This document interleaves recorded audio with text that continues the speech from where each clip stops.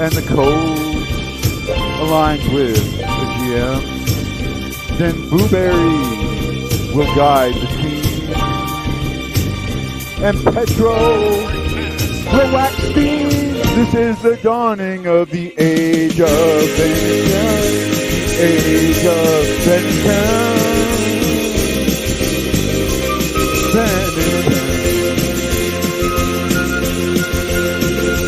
Binnington. Edmonton and Parade go. O'Reilly and Terracing go. No more pros on goals. The dreaded two-goalie. Shutouts and winning streaks. Fans.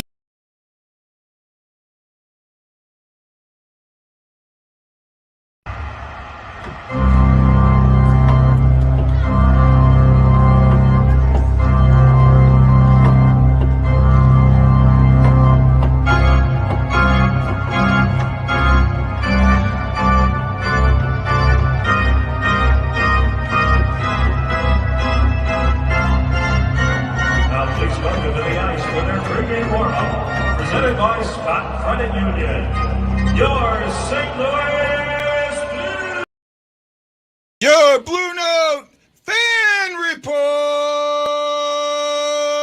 I am Guy, the Y Blues fan. Welcome to the show that is by a fan for the fan, and you got to know all about you, the fan. Today, the St. Louis Blues are in Alberta. They are taking on the Edmonton Oilers, one of the four teams that Wayne Gretzky played for, along with us. Well, three teams along with us. Going to be an interesting game today. Really, really is. Facebook user, what's up, brother? Not sure who this is at the moment. I will take another quick look and see who it is. I'm going to be there. Just give me a moment. Got to do one quick thing. That's not working right. Today, Ashley is not going to be joining us. She wanted to take her daughter wanted to take her ice skating, and I said, absolutely. Chris Shockey is here. Yes, it was the age of Binnington. He will be in net tonight, and I'm not going to be alone. No, I'm not. Today, I have a friend from Full Press Hockey. Tell you what, you guys are going to enjoy this. We spent 35 minutes before the show talking about hockey, and this is fun. Please welcome Mr. Alex Stump. Is that say that right, Stump? It's Slemp, but you're not the first to say that. No. Well, one of the things, first two things. A, I am partially deaf, right? Okay. Right, so that's great. You know, I'm the Rush Limbaugh of hockey radio. I can't hear what I'm saying. But also I have some eyesight issues, so it's really hard for me to see. You know, and I've got to move the camera back so the TV's a good 6 foot in front of me, and it's only like a 47-inch. It's not a big screen, you know. So it's a little hard for me to see some of that. But yeah, Alex, welcome to the show, man. Greatly appreciate having you here today. Hey, happy to be here. Thanks for having me on. Right. So the Blues are looking for their third win in a row, playing Edmonton. Edmonton's actually on a pretty good streak right now. They're moving along. I think that Edmonton is looking at, I'm trying to look at their last 10 here real quick. I had it pulled up and then pulled it down. In their last 10, they are 5-3, or no, pardon me, they are 7-2-1. The Blues are 5-3-2. At home, they are a pretty good 16-13-5, but on the road, the Blues are 16-11-5, winning 2 while Edmonton's lost 2. What are your impressions? What is your excitement level for today's game? Man, I'm excited for it. As you went on and explained about the home record, the Oilers, yeah, they had a rough time at home in December and January, but they're currently riding an 8-game home winning streak. Win tonight will tie the franchise record. So I don't know how much the boys really pay attention to that sort of a thing, but there's a lot of confidence in that dressing room. This is a much different lineup than the one that played the Blues the last time back in December.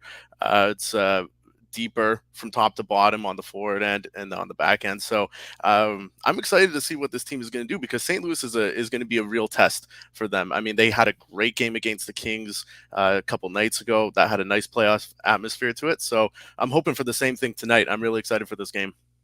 Yeah, this is the Blues and the Oilers always play each other pretty well, right? Mm-hmm. Oh, Mrs. Guido, happy birthday to you. He's one of our. He kind of, I don't want to say he works for me, but he works with the in the company. He shares it out a lot. He's like my social media guy, so he's a great guy. He really gets into it. So no, I am not drunk, Hefner. You might be, but I'm not. Yeah, John's one of those guys that's been with me for a very, very long time. I'm like I said earlier, I'm very excited about the game. I think that this is one of those litmus test games, and it's not just a litmus test for the Blues; it's also a litmus test for the Oilers as well. Absolutely, yeah. Right, because for the Oilers, this is now you're matching yourself up against one of the better playoff teams that you could face. Yep. Right. Mm-hmm. And you have an issue where you haven't gotten out of the second round for a while. Mm-hmm. You got embarrassed, last season, mm-hmm. In the first round. I think they did they get, I don't think they got swept, but they did. It was they did get swept. Yeah. By Winnipeg, a team that they should have, destroyed. I mean, I don't know about destroyed, but they definitely should have won. I mean, the Jets are a tough team to play, or at least they were last season. And 3 of those games did go to overtime. So unfortunately, every single one did not go the Oilers' way. So it turned into a sweep. But it was a little closer than than it looked on paper. But yeah, that it doesn't matter. No one cares if it was close. It's did you win? And we didn't. So yeah, fan base, they want to see the Oilers, finally get over that hurdle, especially in the McDavid era. It has stumped them for the last 7 years now. So yeah, this fan base they're tired of waiting. They want it to be now. And like you said, this is a great litmus test game. So we'll see how the Oilers do match up with one of the better teams. It goes very well for both teams. Mm-hmm. This is one of those where the litmus test is not just one-sided. Like when you play a team better than you, the litmus test is on you, not as much on them. Sure. This is one that goes both ways. This is both teams having the same type of effect going on. So it's really going to affect how the games are played completely in my eyes. Yeah. Right? Absolutely. And both teams seem to be going with their second-tier goaltenders tonight. Okay, can I say that? Well, do we have Binnington fans in this? No, we have a lot of Binnington fans. So we've talked heavily about Binnington in this group. I am of the expert. This Facebook user is Anthony Tony Chumbley. Anthony, if you're still watching, bud, on at the top of the post, it'll be something that says I'm using StreamYard. Please click here to let me see your name. If you click on that, then I can see who you are. But I've also got it pulled up so I can see that. At least I think it is him. I've got so many different things going on. Brian Green says, what's our record against the Oilers this season? We are 1-0, I think. 1-1. 1-1. Okay. Yeah, this is the rubber match. Okay. Yeah. So Oilers took the first one 5-4 back in November, and then St. Louis won 4-2 in December. Okay, I couldn't completely remember that game. I knew there was one. Wasn't that one? That was like a really close one where they won. That's the 5-4 is the one Yamamoto scored really late. It was like 30 seconds left in regulation. Yeah, 30 seconds to go. So yeah, so I had to get that in there. The Blues and the Oilers have had some very interesting matchups lately, right? In the last couple of years, not counting last year where we obviously didn't play them. Right. But there's a lot of things going on between that. McDavid has had semi-success with the Blues, not great success. And that's something to be. I think Binnington being in net tonight is important. I really do. I know you have a back-to-back. You have Calgary tomorrow. I think the game against Edmonton is actually a bigger game than the game against Calgary. For St. Louis? Yes. Why do you say that? I'm interested. Okay, because the Calgary is their own kind of team, and the matchup isn't like an even style matchup. Yep. Right. I agree with that. I mean, Calgary, they I think that yes, St. Louis and Edmonton, they match up a little bit better, and I think I'm way more excited for this game. But that's going to be a really good test against Calgary. Calgary is one of the most sound defensive teams in the league. I believe they've allowed the second fewest high danger scoring chances. They are a team that is so good at just keeping you to the outside. They do not allow much through the middle. It'll be interesting to see how St. Louis manages to play against them, because Calgary's a likely first round opponent, right? If they don't end up finishing in the top three in their division and play Minnesota, I mean, they're probably playing the Flames. So this will be nice to see kind of how well they do against Calgary. I mean, St. Louis has speed. They've got some speed to kind of push on that on the D of Calgary, but I don't know. I'm really interested to see that game. I think Calgary's in a different tier than St. Louis. I don't know. We'll have to we'll have to see. Oh, well, no, see, I don't though. I don't think that Calgary is in another tier. I think that the thing with Calgary is, first of all, you have Calgary is a very physical team, yes, with some skill, and being that's a team that St. Louis, while Calgary has beat them a couple of times in the last couple of years, St. Louis usually thrives with teams like that, right?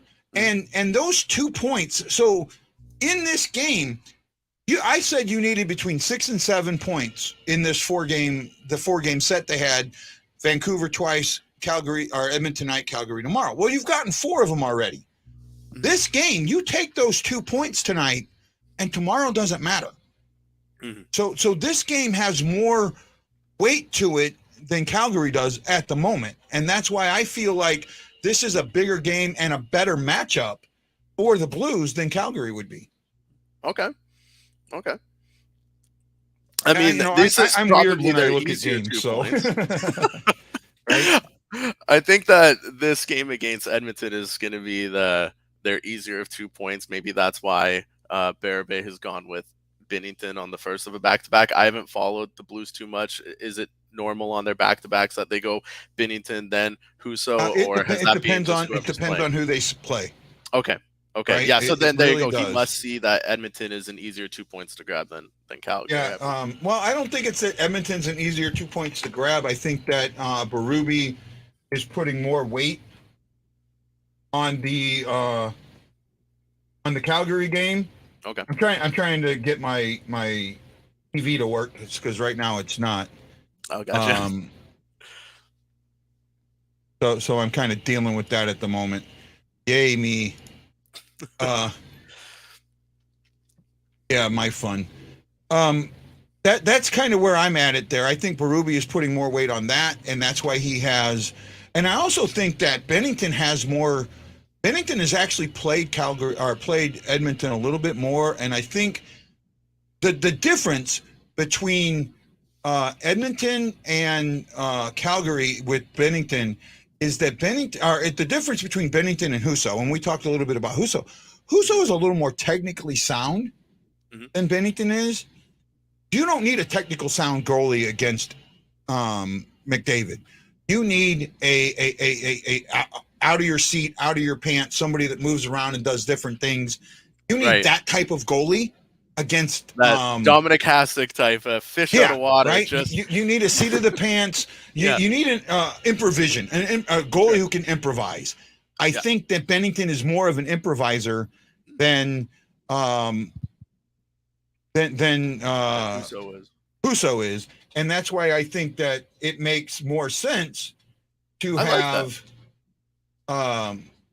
Binnington in net against Edmonton than it does against. I apologize about that. I had my TV set up and then it did this thing on me, and it's the only way I can really see what's going on with the game. If I can get this up, if not, I got to try something else. So it happens to me sometimes. I like that. I said that's a really good point. I like that. Makes a lot of sense. Yep. No, it's just where things are. So I'm going to try and get some of these comments going up. Ashley says the Blues need to play as a cohesive unit. I agree. See, I told you you're going to get questions. Hey, Alex, you think McDavid? You're right. Leaving the Oilers would help them, kind of like Buffalo and Eichel. I mean, it definitely could. This is tough though. I mean, you're going to be hard pressed to find any Oilers fan who wants to move on from McDavid. We were talking about this before the show started. There are arguments to be made that moving him could help the team. Of course it can, because he's going to get a lot of asset back. You're going to get those draft picks. You probably get some prospects and some NHL ready players. So it could.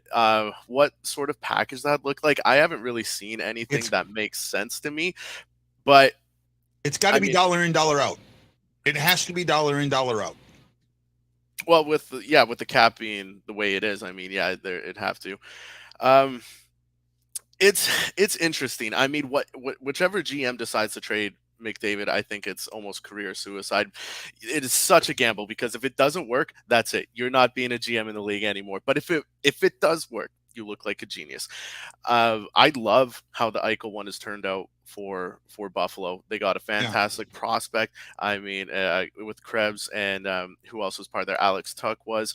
That was really good. It worked out for him. I don't know if it's going to be as simple with McDavid, because McDavid is on a different level than Jack Eichel is. So I don't know what a package would look like. I don't know. Throw one into the comments. I would love to see what you think would be a fair sort of move for that. But sure, to answer your question after all my rambling, I do think it could help. Is it the move to do right now? No. I think Edmonton still has to give it a couple of years with McDavid before they pull the plug on that. No, actually, I think now's the time to pull the plug, right? Especially if you don't make the second round this season, right? If the Kings beat you in the second and beat you, and you don't make the second round, and even if you have, now there's a chance they could have home field advantage or home ice advantage in the first round, and the Kings beat you, that's it.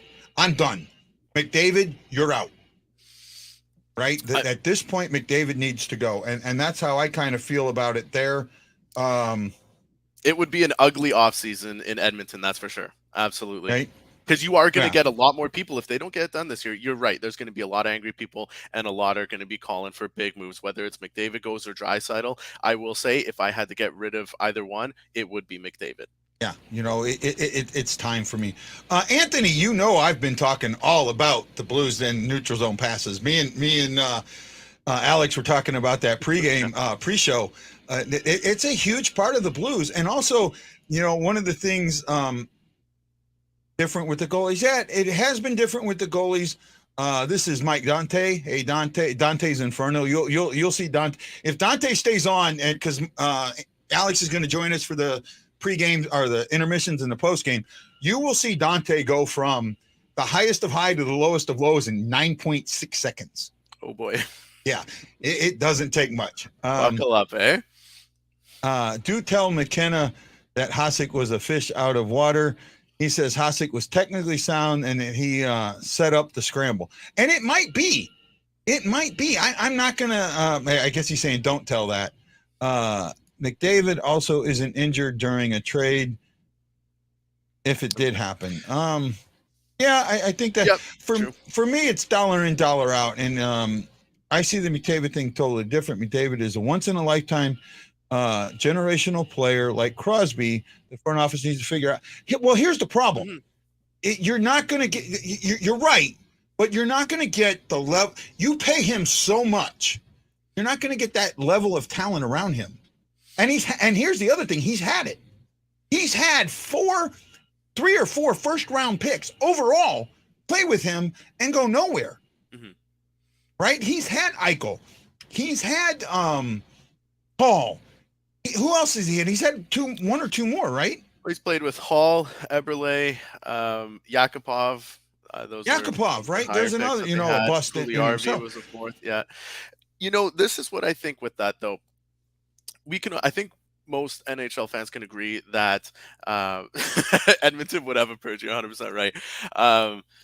Is that Chiarelli kind of messed up the Oilers. And when Ken Holland came in, he's done what he can despite what Chiarelli did. He's been handcuffed to make a lot of moves. I know it's like, oh, the Oilers need this. They need goaltending. They need defense. They need blah, blah, blah, blah, blah. He can't just go out there and do it. He was handcuffed due to the mistakes that Chiarelli made. So I don't want to trade McDavid because you're right. He's a generational talent like Crosby. And I don't think that Oilers management has been able to have give him their best yet because of what happened with Shirelli. A lot of his mistakes are off the books after this offseason, and I think that this offseason is going to be the one where Edmonton can really go out there and put together the team that they've always envisioned to have around McDavid. And that's, so I mean, if they do fail in the playoffs this season, I don't want to trade him yet because they haven't been able to give him their best team yet, and that comes in this offseason. So, I disagree with that. I really do. You say he hasn't, but look at who he's had. Taylor Hall is that player. Mm-hmm. Jack Eichel was that player. Yakupov could have been that player. He didn't play with Eichel. He didn't play. Oh, was he the year before Eichel? They were in the same draft year. Eichel went Okay. second in that draft. Yeah. For some reason, but there was another one. Dante's Inferno. It's the front office. The team has had a formidable defense the whole time. They have not had a formidable defense, and I agree with that. No, but at the same time, you look at everyone thinks that McDavid and Gretzky are the same player, right? And in some ways they are. They are both very, very skilled playmakers. They're both that type of guy. However, Gretzky knew how to elevate the players around him, right? He elevated everybody around him. McDavid doesn't. I've never felt like McDavid's done something. It's always like it's McDavid's got to do what McDavid does and everybody else is along for the ride. That doesn't work in hockey. Works in basketball, works in baseball, somewhat works in football. Will never, ever work in hockey. Right. I mean, I agree. I don't think he does elevate other players. He's someone who will benefit so much from having another guy who's like him. Unfortunately, he's a generational talent. There really isn't. But, I mean, could you imagine if McDavid is playing? Well, we've seen what he does with Draisaitl. Look at Draisaitl's stats over the last 4 years. But imagine him with like McKinnon or a Crosby or someone who is on that level. The problem in Edmonton is they don't give him anyone on that level other than Hall. Back to the day, because they give him Puljujarvi, they give him Pat Maroon, they give him Zach Kassian, they give him Josh Archibald. No, you can't put guys who are perennial fourth liners with a guy like McDavid. How is he supposed to? Pat Maroon has 3 Stanley Cup rings. Okay? Pat Maroon has 3 Stanley Cup rings. While Pat Maroon is not a McDavid, Pat Maroon knows what his role is and how to elevate it to help a team. That is the difference. I'll be honest with you. If you gave me the choice of a team sitting in the middle, sitting there where they felt like, okay, and salary cap doesn't matter. Okay. You can have McDavid, you can have Maroon. No, miss me if you say Maroon. No. No. And the reason is, and I know you think I'm nuts. But I take Maroon because I know Maroon is going to come in, be a cohesive part of that locker room, and he's going to take that team and raise them with him. I'm concerned that McDavid is going to come in and destroy some of the cohesiveness of that team, that he's going to take over. He's going to take some of that line chemistry and destroy it. I'm telling you, I would rather starting a team. If I was starting a team from scratch, yes, I would take McDavid. But I'm talking about a team, a playoff team that's just a piece or two missing from a cup. I'll take Maroon. That's exactly what Tampa did, and look at where Tampa is now. Tampa had the option between a Pat Maroon and a McDavid. I don't think they did, but they saw Maroon out there and brought him in to elevate that level of their game. I mean, it's a spicy take. That's a spicy take.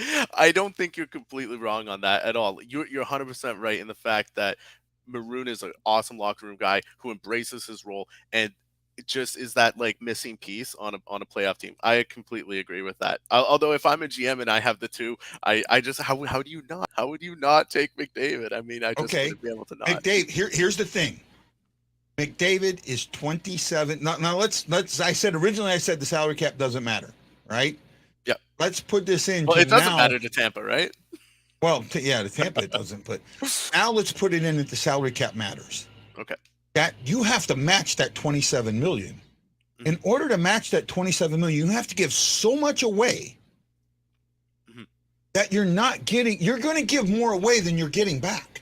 It's subtraction by addition, right? You're adding McDavid, but you're giving. It's the Garth Butcher trade all over again. It's the Ryan Miller trade. Right. You're giving so much away to get that player. It doesn't work. I even think that the Leddy trade is in some ways subtraction by addition. Okay. Right? I honestly do. I've heard the new take from Buffalo fans that they've won the trade because Tage Thompson has scored 30 goals. Guys, you've missed the playoffs every year Tage Thompson's been there. The Blues have a Stanley Cup. Until you get that cup, you ain't won that trade. Right? You only have one of the players, maybe two, of that. In fact, one of those picks you traded away, it got traded away 4 times. The Blues' second-round pick that the Oilers or the Buffalo got, they traded that pick, and it got traded again. And it got traded 3 times. Who ended up with that pick at the end? Who got that? I don't remember. I was looking at it before, but it went crazy. It got traded like 3 or 4 times. Yeah. Right? There are other things that are going on in this. I'm bringing Maroon in at $1 million, going, I don't have to give up much. Right? Yeah. I really don't have to give up that much. Sabres got they got 5 pieces from us. They got 3 players and 2 draft picks. Right? But what they gave up, the only piece of that really mattered was Tage Thompson. Tage Thompson was never going to flourish in St. Louis. Right. Berube is not a young development player type coach. He's not going to develop players. And in fact, the fact that Wallman is an example of that. Wallman did not, he tried to let Wallman develop and he didn't. Right? When you had Mikkola, who was a better player to begin with, who would have absolutely this season, the fact that he did not play in Mikkola last season, played Wallman more than Mikkola. Mikkola is breaking down this season because of that. One of your best defensemen is breaking down because he's never had this many games under his belt before. Right? Not only is Bergeron not playing anymore, neither does Sobotka. Sobotka's gone. I don't know where. So I think Sobotka might be in the KHL, right? And then Thompson is the only piece of that. So the Blues got rid of guys that didn't help them. Yeah, he's in Czechia right now for HC Sparta. That's where Sobotka. Okay, so there you go. Decent campaign, Alex is a little bit quicker on the computer right now than I am because I'm dealing with like 10 different things here, trying to get this all caught up. Yeah, I don't know why. I got to try and during the game try and fix my thing so I can watch the game. But I'll get to watch it one way. I won't get the St. Louis feed. I'll get the Edmonton feed from center ice. Right. I prefer to have the St. Louis feed because then I can let you guys know what's being said and all of that. Since I have a mainly St. Louis crowd. Are you enjoying the show so far, Alex? I love it, man. You got a great show. This has been a lot of fun. Yeah. Yeah, I'm kind of out there. I go all over the place, right? I love it. I let these guys dictate the show. Because that's what the show's for. And I say I'm by a fan, for the fan, and about the fan. And that's what I mean by that. That's what these guys are doing. They're dictating the show. Matt Lowe says, is that drafting guy or not using guys to their role? Fabry, Thompson, Sanford, a lot of guys find success after St. Louis. That's not drafting. That's a coaching staff. First of all, we had Hitchcock, who was not a development coach at all. No, was not. In fact, one of the great stories about Hitchcock. Sorry, one of the great stories about Hitchcock is from Brett Hull, and I told the story the other night. I forget who the player was. He tells it. It's out there on Facebook. You might be able to find it. I forget where they were, but the bench was kind of weird. So you could only put 2 players on this front side of the bench on the far end where the forwards were. So Hull and his partner, I forget who it was, and then the third guy was there. And Hitchcock was not going to yell at Hull, and I forget who his other guy was, who his line mate was in Dallas. I'm sorry, my memory. Remember, those are my Navy days, so a lot of that stuff is gone. I didn't get to watch it. The NHL like you get to watch it now, you know. So I have some blanks. But, you know, so Hitchcock, when something bad happened, would yell at this third guy, the young guy. It happened like 3 or 4 times. Finally, Hull gets the young guy, sits him down next to him, and I think whoever the other guy was goes and sits on the other side, and Hitchcock's like, "Where's so-and-so?" And Hull tells him, "You tell that motherfucker to shut up." Right? That's just the ideal of, first of all, it shows how great of a player Hull, how great of a teammate Hull really, really was. Mm-hmm. And second, how little of a development coach Hitchcock was. Well, Berube's in that same ilk, right? Recently Kyrou has played really, really poor. Well, the reason Kyrou is playing poor is because he is so confused. He made a mistake. He had a puck taken away from him. He tried to take it up the board on his own. He had it taken away from him. He goes back and he gets chastised for it right in front of the team, right? O'Reilly does the same thing the next play and nothing gets said to him. That will confuse a player in a freaking heartbeat. The player that Berube should have been berating is O'Reilly. Why? Because O'Reilly can take it. O'Reilly knows what it means. O'Reilly knows that if you're berating him, you're teaching the younger players. Right? And that's why I feel so strongly that Berube is not that guy. And we don't have that guy with us right now. Right? And that's where I come from on that. So I real quick want to take a run around the scoreboard if you give me just a moment. Predators and Sabres. The Sabres are helping us out, guys. It is 4-3 with 17:09 to go. Come on, Predators. And not only that, the boy we talked about, Tage Thompson's got 2 goals along with Olofsson. And I don't have the other one up. Let's see, Thompson, Olofsson. They don't show that fourth goal yet, so it might have just happened. The Lightning are up 4-2 on the Blackhawks. Sorry, Windy. My buddy Windy City Hockey. You may have seen a show where he was on. I did. Yeah, I saw him. Right. Yeah. See, I can get along with Blackhawks fans. Right. I'm surprised. The Islanders are up 3-0 on the Rangers. That's a good win that's a good one for the Islanders with 16:24 to go in the third. The Red Wings and the Senators in the matchup no one cares about is 1-1 with 5:59 to go in the second. And the Blues are just getting ready to take on the Oilers up in Edmonton.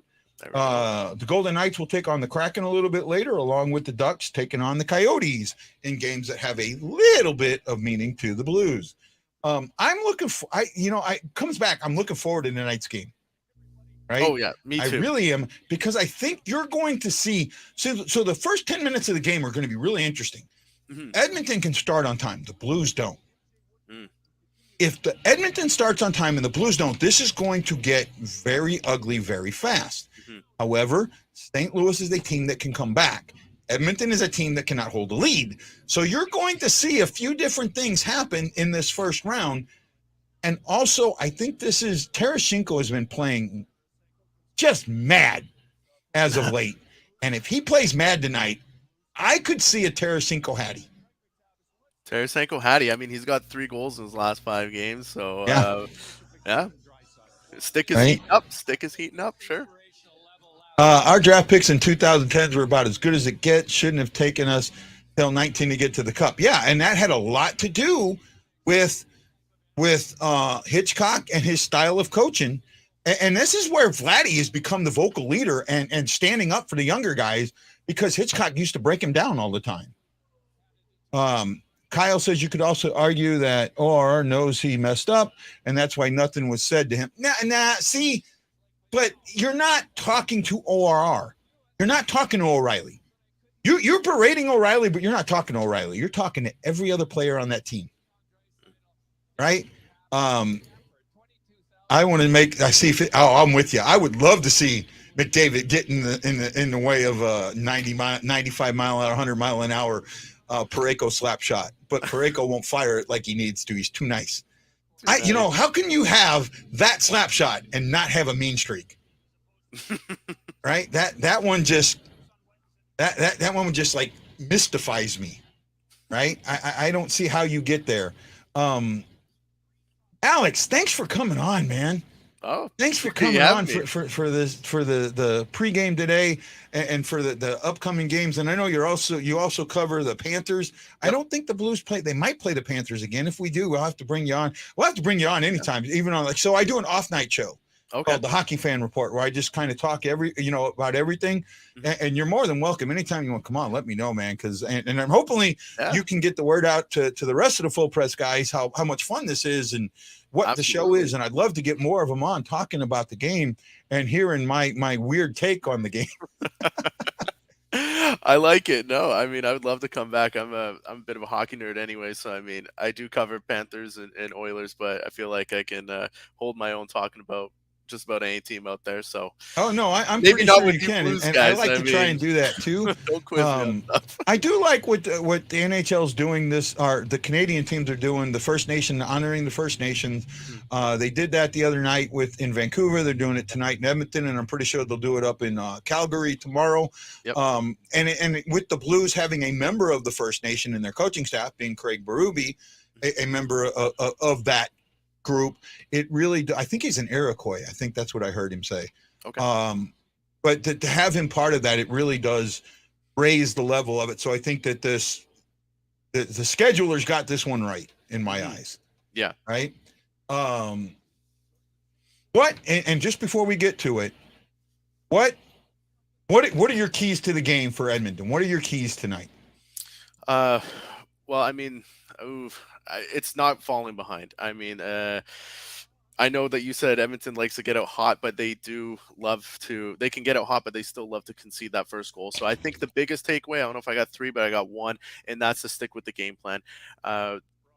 We've seen a lot of times this Oilers team will fall behind and they completely abandon the game plan. They rely heavily on McDavid and Draisaitl. They'll stack them on the first line, and everyone kind of just will sit back and watch. They can't do that. I mean, this team has started to evolve a little bit since the last couple weeks with the new additions in their lineup, and they don't really play that way anymore. So it's that stick to the game plan. If you fall behind, just trust in your game plan. This team is deep. They know how to win. I mean, just stick with it. Don't. Yeah, that's all I've got. Okay, for the Blues, I have 2. Number 1, protect Binnington. Right? Understand that you need to play the defense in front of Binnington. You need to get bodies in front of pucks. You need to make sure he can see pucks. Right? Don't deflect him. Give him those lanes. Make sure he can see those lanes. And number 2, neutral zone. You've got to play so much better in the neutral zone, especially with this team. Right? You've got to step up to them in the neutral zone. You cannot let them come through the neutral zone with passes and speed. You've got to take that speed away. And then number 3, and you and me talked about this pre-show, get on the cycle. You get on the cycle, you will watch a very disciplined Edmonton Oilers team lose it. Lose it. Well, what happened last game? It resulted in drawing 4 penalties. Last time they played, St. Louis had 4 power plays, converted on 1, and it was because of that cycle. You're a Canadian gangster now, Alex. Canadian gangster, I like it. There it is. I see. It's the weekend. I thought I'd dress up a little bit. Oh no, man, I like it, man. I really do. Now, see, the reason that I don't wear my jerseys and stuff, it's almost 90 degrees here, and I live in a building that is made of brick. Okay. So even though I have air blowing through here, my room is like a sauna. Oof. Yeah. So I can't. I got to keep it light, man. I do. Otherwise, I'm going to be toasted. You I'm ever so get looking tarps forward off to this on the show, or huh? I said, you ever get tarps off on the show? I don't know if that's a Canadian term.